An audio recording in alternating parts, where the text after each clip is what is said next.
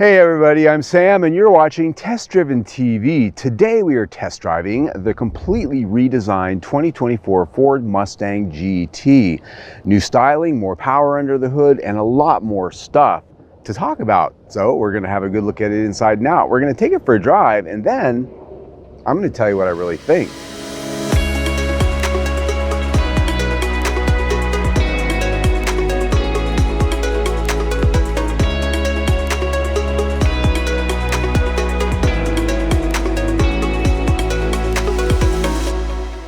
All right, everybody, for 2024, Ford has significantly redesigned the Mustang. Now, it is based essentially on the same platform architecture as before, although they have given it a new name. Before, it was the S550, now the S650. But even though we have a completely new sheet metal wrap, a new interior, and a lot of little details all around, it shares the same basic hard points. The wheelbase, the length, the height, the width, they're all within a fraction of last year's model. The styling, well, it's been controversial, and I've been watching a lot of the forums and the talk and the chatter out there, and it's evolutionary Mustang, but they have taken it in a slightly different direction. Parts of it are maybe more mainstream. The front end, some people would say, well, and I kind of agree, it's a little bit inspired by the current Honda Accord. The rear end, also somewhat inspired by the Hyundai Elantra.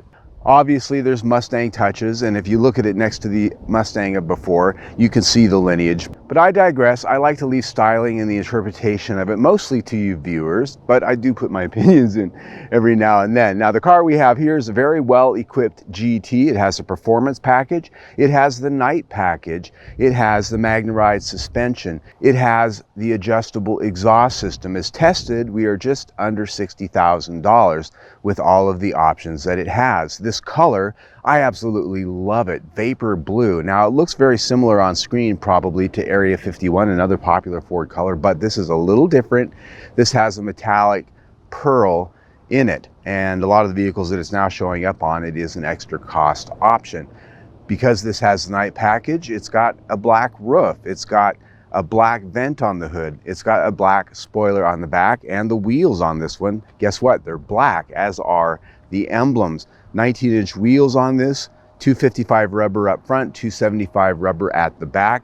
Looking at the grille, very mean, a little meaner, more aggressive than the Honda Accord. LED headlights, sorry, I had to throw that in, and of course, a nice lower splitter. Now, I will point out that even though this car sits very low to the ground and that splitter looks somewhat aggressive, that thing rides just over the top of most of the concrete curbs that I've parked around. And I looked and I checked, and I actually was able to park in most places this week without worrying about that thing. It's just about 3/4 to an inch over the top of them. So just so you know that. Looking at the rear, as I mentioned, this does have the exhaust system that you can adjust, and we're going to fire it up here in just a minute and you'll get to hear that. One thing I will point out, these mirrors are a little bit on the small side. It was the first thing I noticed when I got behind the wheel. The actual mirror is not much larger than, let's say, a wallet or a pack of cigarettes, just for comparison's sake. I'm not complaining, I'm just saying. Under the hood of the GT is the latest generation of the venerable 5-liter Coyote V8, one of the best V8s ever to be under the hood of the Mustang. And that's just my opinion, but I think most people agree. This one is essentially the same at its core as the previous generations, but it's got a lot of little tweaks that bring the horsepower up for this year. In this one, with the adjustable exhaust, it has 486 horsepower, 418 pound-feet of torque. That does require premium fuel to get those numbers. There are a number of things that they have changed, namely what you can see right up front. Look at those dual air intakes, 2 throttle bodies, 2 air filter boxes, and that feeds into a revised intake that feeds into the cylinders, and this does have direct and port fuel injection along with the dual variable cam timing and all of those other things. So I think this is great. This looks awesome with these nice dual intakes, but I will tell you this, looking at this through an owner's eyes, the first thing I'd want to do when I get this is go get a cold air intake. Well, now you got to get 2 of them. You got to buy 2 of them, man. All right, are we ready to go for a drive? Let's start this thing up.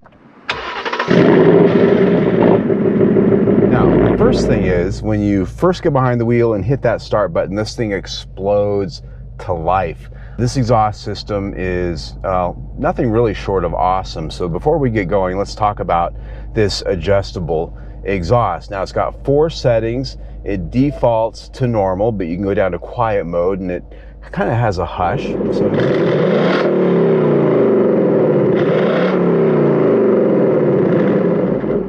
next up is normal.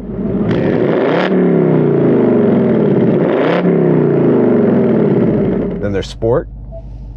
Gets a little bit louder. You can notice that right away. And when you rev it,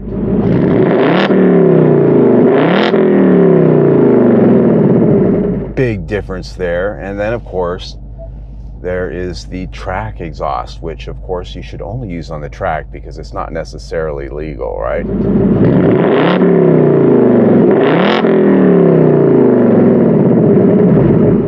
Very loud, very loud. So we're just gonna leave it there. So the question I always like to ask is, how does it go? So I don't like to use launch control or any of the electronic gizmo tree. I like to do it the old-fashioned way. So it may not be as good as it could be. And you know, we'll just see. So here we go.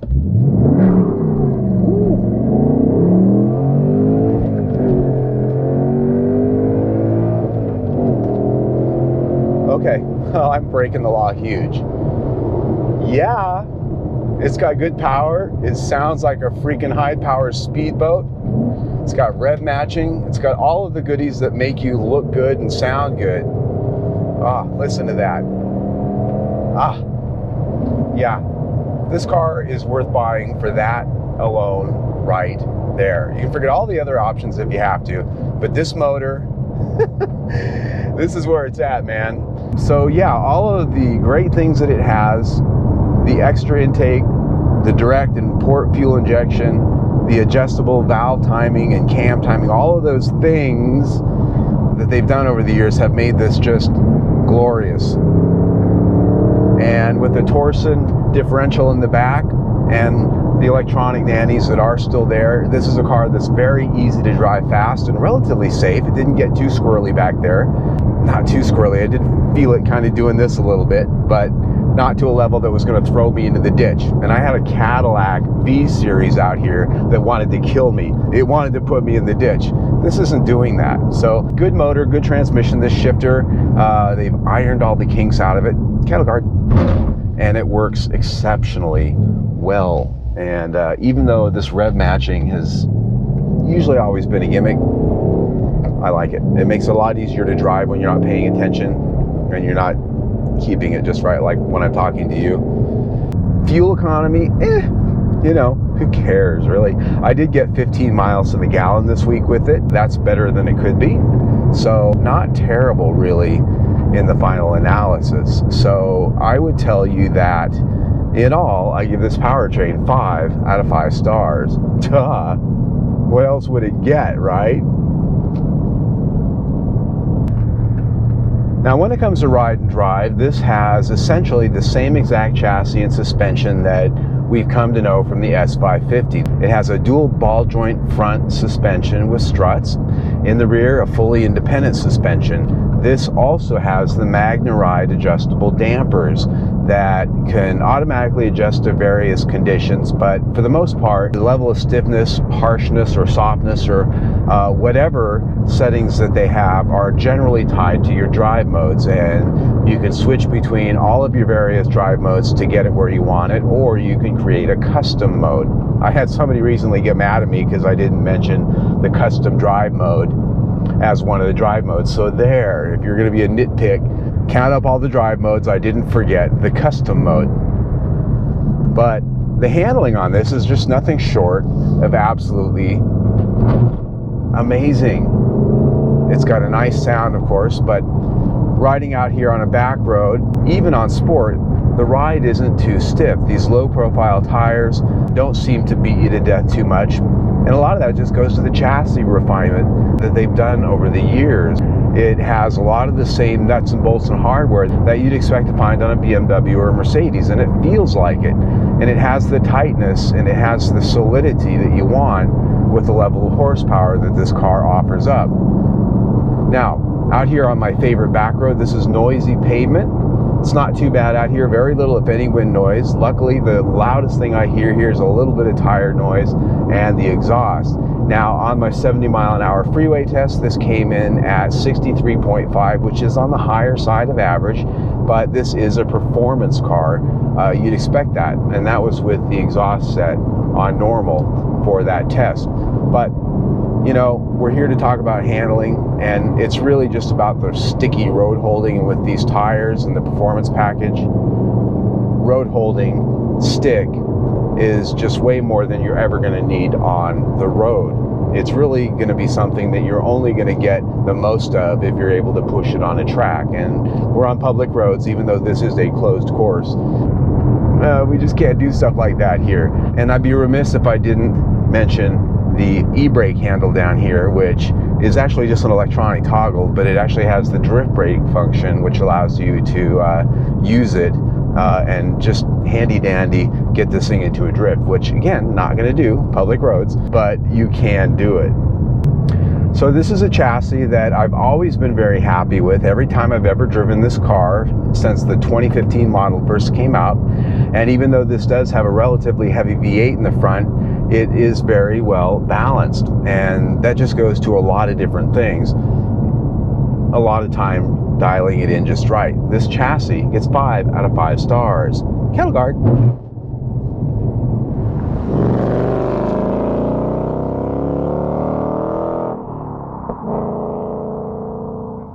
The interior of the 2024 Mustang, just like the exterior, is all new. I'd say about 90% new. There's still a few switches here and there that might be carryover. There is a very familiar Mustang feel and smell in here, but there's a lot that's different. Mustangs have almost always had a dual cowl interior design, and this breaks from that trend to accommodate what's really center stage here, these big screens. And that's really why they moved into this new design. Ahead of the driver, a 12-inch plus digital screen that's fully customizable. Depending on your drive mode or the selection that you make on the screen theme, you can change it to a number of different designs, traditional as well as modern and sporting. There's a track one. And then, of course, there's the Fox body theme. Now, I got to tell you, having owned some Fox bodies, this isn't exactly 100% accurate. It's a theme skin. I think they could have gone further to make it dead on if they wanted to, but nonetheless, it's kind of a cool little feature. And then over here to the right is a 13-inch information, human interface, and user experience audio, the whole nine. They've taken a lot of the hard controls for the HVAC and some other things, and they've integrated that into the screen. And we'll get to that more here in a minute. Down below, there are some hard controls here for a various few things, mostly buttons that give you jump menus on the infotainment screen. Now, down below, this is something that's a big improvement over the last generation Mustang. There's actually room for your phone down here. The cubby in the older one wasn't quite big enough. It would fall out or go off to the side. But there's a charging pad down here and a nice little rubber pad that actually has vents in it that allow a cooling effect when you're using this. And that's always been a problem for me, is my phone overheating on these. So it's got a built-in cooling effect for that. Ports down there as well for 12 volt and USBs. And then of course our shifters right behind that. Here we have the manual, cup holders off over here. And then here we have a nice little lever. Now this is an electric, basically an electric switch, and you pull it back to put the parking brake on, and you push it down to disengage the parking brake. But you can also use it for the drift brake feature, which you can access in the track apps on the screen, and then you can actually use that as a drift brake, kind of a unique feature here on the Mustang.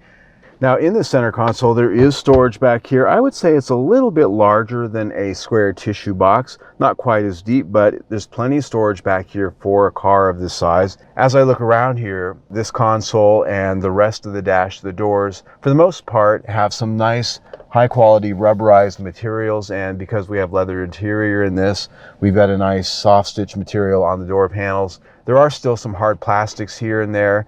It has sort of a fake carbon fiber pattern plastic across the dash, center console, and on the door panels, which kind of looks okay, but I don't know, it's just kind of chintzy, especially where you get to the speaker grill. It just looks like maybe they could have done something a little bit better. Now, these seats, these are not the full-blown Recaro sports seats. These are just essentially the basic seat, but they are leather upholstered, they're ventilated, they're heated, they're very comfortable, even though they're not the Recaros. I like them. They're big enough that guys bigger than 200 pounds could probably fit comfortably in here. That can't necessarily be said for the Recaros.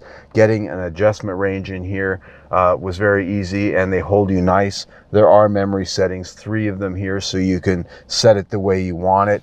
And the steering wheel feels nice in your hands too. Nice leather steering wheel with good quality switch gear, and that can be said for the rest of the switch gear in here. Now the back seat, that's really for kids, just like it's always been for the Mustang. I was able to get back there and get some pictures for the interior, but I wouldn't want to sit back there very long. Now the seats do fold down in a 50-50 split so that you can get long things in through the trunk. Looking at the trunk, pretty good size. As you look around, you'll see that we have a big subwoofer over there off to the side, because this has the top end B&O audio system. Looking under the floor, you won't find a spare in this particular model because it's got the track package and the large wheels and tires and brakes.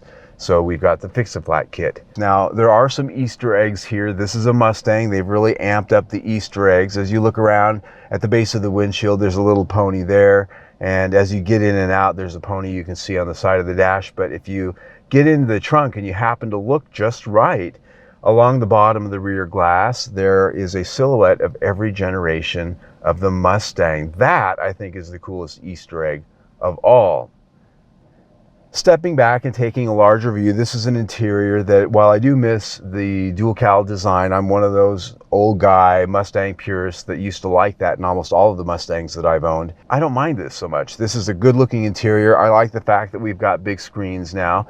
I do miss the fact that we do not have hard controls for the audio system. Having to page through some of the menus to use just basic HVAC and radio tuning and things like that can be a bitch, and we'll get to that here in a minute when we talk about that. Not as good as I'd like in a high performance car. It's nice to be able to just tap, be done, not have to, deal with stuff. So good quality interior for the most part, nice design, well featured. This interior gets 4 out of 5 stars. The infotainment audio system and user experience interface here is the largest ever in a Mustang. A 13+ inch screen. This has the fully featured B&O audio system. It's got navigation, it's got satellite radio, it's got Bluetooth connectivity, wireless Android Auto, Apple CarPlay, and so many other things. It's got a lot of feature content here, so they've done well there. As I mentioned just a moment ago, a lot of the controls for the HVAC are integrated into this. There's a menu set up for all of the track app. There's a lot of cool stuff there. You can time yourself on the track, various different things. You can set your drive modes. You can set the way your dash looks over here. And I love it when they just give you a limitless amount of choices. And you can also set the exhaust like I showed earlier. Using the system is pretty easy to page through. The way it's laid out, the menus, the graphics, all of it's very intuitive. Ford's kept it simple, yet offered a lot of feature content. The backup camera, very clear and crisp, and they've taken full advantage of this screen size. So this is a system I'm really, really happy with. I like all of the feature content. Really where it's at for me is the fact that if they're going to redesign this interior so that we can have this big screen, at least they've made good use of it and given us everything there is and everything we could want. So this system gets 5 out of 5 stars. All right, my friends, we've taken it for a drive. We've had a good look inside now. Now the question is it worth the money? Well, yeah, let me just cut to the chase. Of course it is. It's a Mustang. There aren't very many competitors left anymore. And what I'll tell you is this: I've had so many Mustangs in my lifetime, well over a dozen of them, from the classics all the way up through the 80s and the 90s. And what I will tell you is that having owned so many of them, they've all had compromises, all of the previous generations. Most of them were based on other cars, like economy cars, the Falcon in the case of the 60s, the Pinto in the case of the Mustang II, although nobody really takes that car seriously. And then when we look at the Fox body that everybody seems to look at, they look back on fondly, those were based on the Fairmont, which was a big POS. And if we're honest, none of these cars before, let's say 2005 were really all that good. And I've owned most of those. I say that with some truth of knowledge. I have the tattoo. I'm a Mustang guy. I'm just honest. They weren't that good, okay? That said, Now that the S550 and now the S650 has been a car that's been alone on its platform, Ford has been able to do so many things to make it the performance car enthusiasts have always wanted it to be. The independent rear suspension, the premium front suspension, the engines, the transmissions, a more premium interior, and all of the things you just can't do with a car that's shared with something that's supposed to start out at, say, $20,000. You just can't make that work anymore. So, it's no longer a car of compromises, I guess is my point. It's got high quality interior, it's got tech, it's got all of the refinements that you might expect in a BMW M of some sort. And I say that with, I've driven it, I get it. They're not that far apart anymore. And so at $60,000, hell yeah, it's a good deal. So I put value here at 4 out of 5 stars, taking into account some of the other things like warranty coverage and quality. Yeah, it's good, but it's still not the best. You know, it's got some cheap stuff here and there. That said, when you put that in with everything we've already talked about, we're at 4.5 stars for the review. Excellent. We just did a Range Rover last week that got the same score. I mean, this is top of line when it comes to how I score cars. So I really do like it. I love this color. If I were to get one, this is probably the color that I get. Same color as my truck. I have a Ford Maverick that's Area 51, so it's probably not a stretch to think that I'd go here. So there you go. Our test drive for the 2024 Ford Mustang GT. You should try it out. Yeah, just try it once and try not to buy it. So there you go. See our latest video right there. Better yet, subscribe to our YouTube channel right down there. Either way, stay tuned.